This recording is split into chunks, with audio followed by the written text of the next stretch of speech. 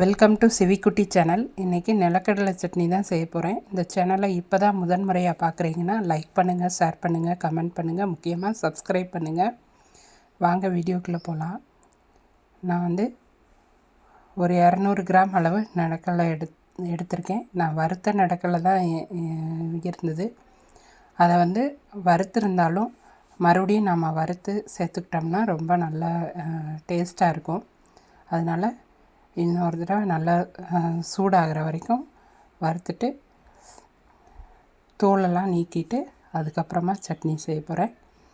இப்போ ஒரு mixie jar எடுத்துகிட்டு அதில் தோல் நீக்கின நிலக்கடலையை சேர்த்துக்கலாம்.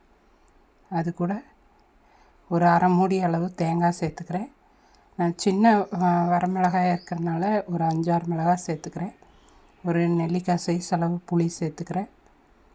2 பல் பூண்டு, ஒரு சின்ன துண்டு இஞ்சி சேர்த்துக்கிறேன். இது கூட நான் சின்ன வெங்காயமும் சேர்த்துப்பேன், ரொம்ப நல்லா டேஸ்ட்டாக இருக்கும்.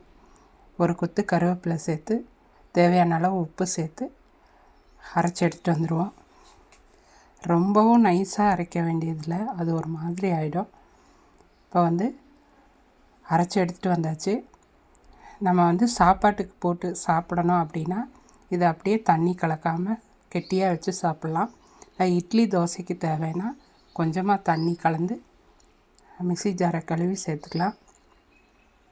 இப்போ இந்த அளவுக்கு தண்ணியாட்டம் இருந்தால் போதும், ரொம்பவும் தண்ணியாட்டம் இருந்தாலும் நல்லா இருக்காது. இப்போ அரைச்சாச்சு. இதுக்கு ஒரு தாளிப்பு ரெடி பண்ணி சேர்த்துக்கலாம்.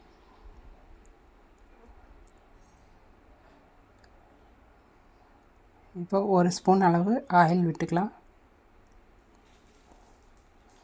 கொஞ்சமாக கடுகு சேர்த்துக்கலாம். ஒரு வரமிளகாயை கிள்ளி சேர்த்துக்கலாம். சின்ன வெங்காயம் ஒரு 2 வெங்காயத்தை பொடியாக நறுக்கி சேர்த்து வதக்கிக்கலாம். ஒரு கொத்து கருவேப்பிலை சேர்த்துக்கலாம். இது கூடவே கொஞ்சமாக பெருங்காயத்தூள் சேர்த்துக்கலாம். இப்போ இதை இந்த சட்னியில் கொட்டி கலந்துக்கலாம்.